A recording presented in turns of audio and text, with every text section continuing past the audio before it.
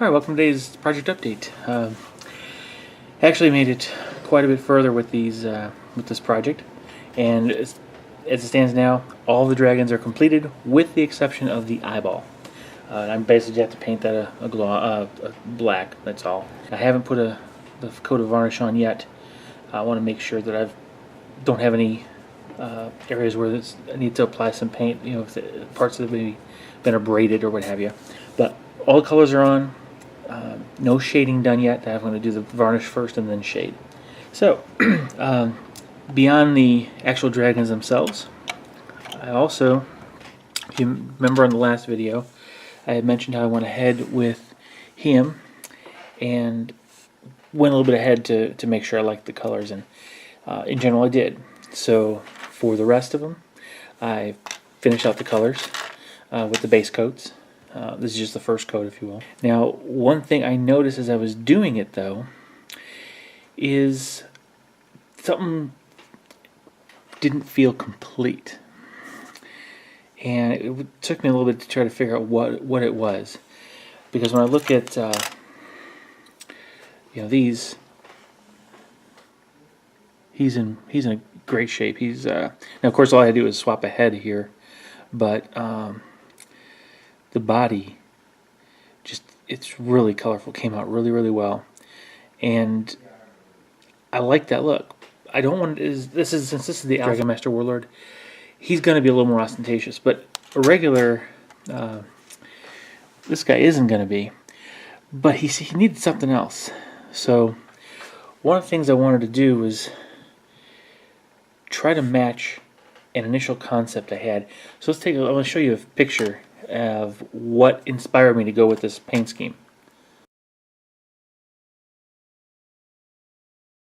Okay, so you can see essentially the same colors are there. The only thing missing is that golden tan, and that I realized that's what I was missing. So I kind of paused on these guys, waiting to go this weekend. I'll buy some.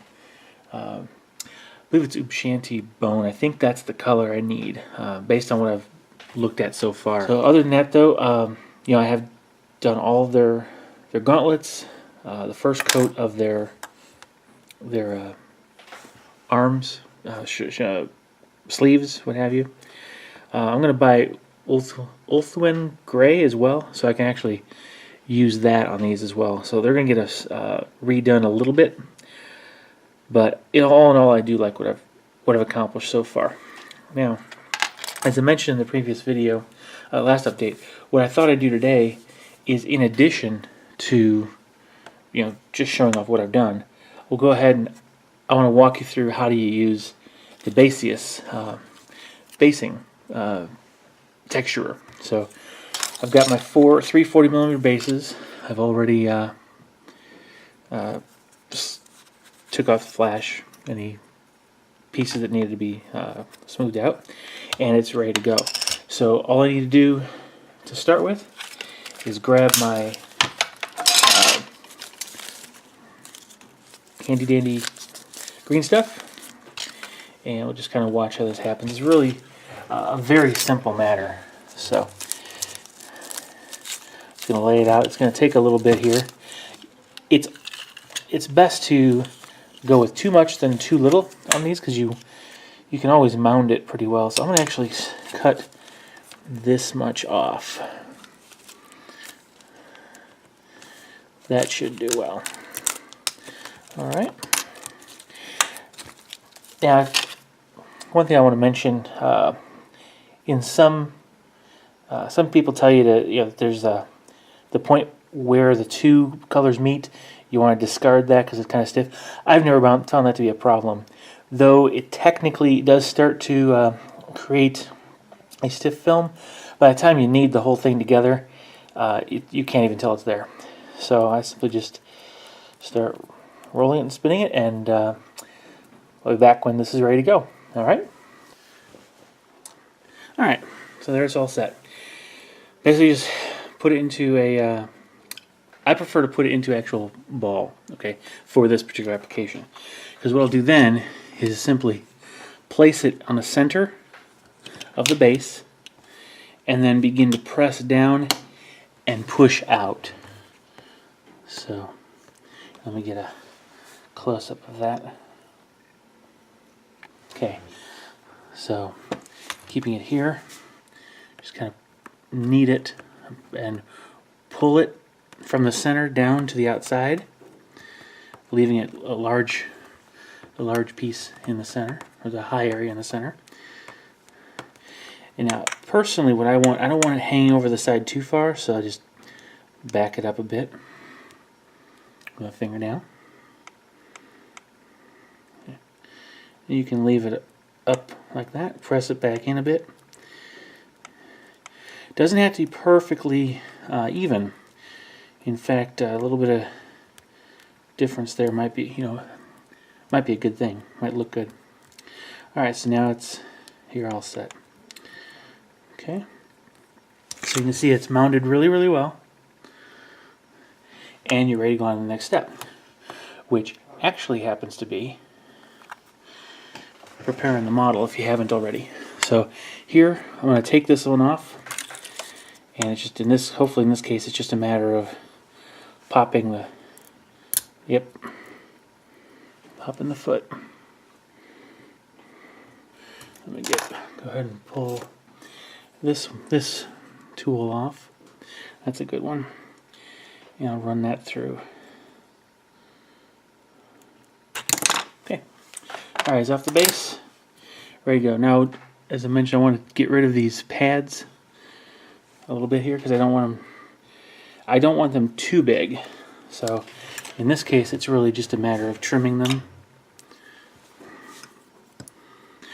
Okay, so there we go. Gone ahead and got rid of most of those pads. Okay. And now we're going to end up just mounting it on there. So here's the first thing you need to do. You're not actually going to mount it at this point, but you are going to just figure out where you're going to want this to sit on the base, and then kind of mark it just lightly. This is not going to stay put, but you can see the small indentations that were made by the base. Alright, the reason you want to do that is because next you need to take a look at your Basius mold and look at all the possible details you could put on there. And when you have something like this, it helps you get a reference. How much space do you have? Like if you want to put on one of these deeper details, if you want to put this stone on, which I was thinking of at one point, but there's really not a lot of place to put the stone, the way I've shaped this particular base. So, but I've noticed that I probably can place it on the side and move the body of the dragon over a bit. So now before you actually press it in, you're going to want to put water on the surface. Now I've actually, you might be able to see some shiny areas on here. I actually used a light lubricating oil as well. Something like a baby oil or whatever. That'll work just as well. But you can work with just regular water if you feel like it. And so you just put the water on.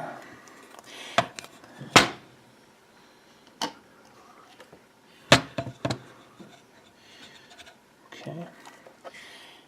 And put water on the surface of this. Okay. So you just want to keep it from sticking. You're not going to leave it on there because you're actually going to apply it and then pick it up.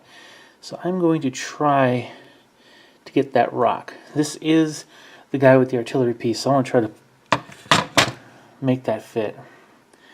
So I'm going to place this down on this side here, and then you simply press and rock it in. No pun intended there.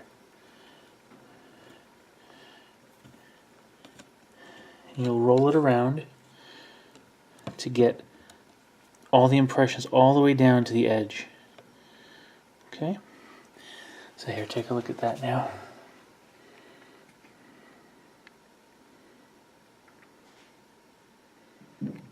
Okay. So there's my finished textured base. And now, what I can do is go back to here and then figure out where do I want to put him. And in this case, I can place the feet in such a way that they'll just clear the rock, and he'll pretty much be centered. Won't be exactly centered, but nothing wrong with having him a little off to the side. And then set him down, press him in till he's level, and then leave it to cure. Now, he is not going to remain in there permanently, because what you're going to do is, once it's completely hardened, you're going to pull him off, paint up the base as you normally would, and then you'll eventually glue him back in to his spot. And then you'll put whatever foliage or texture around those pads. Okay? Alright, so that's how you use the Basius pad.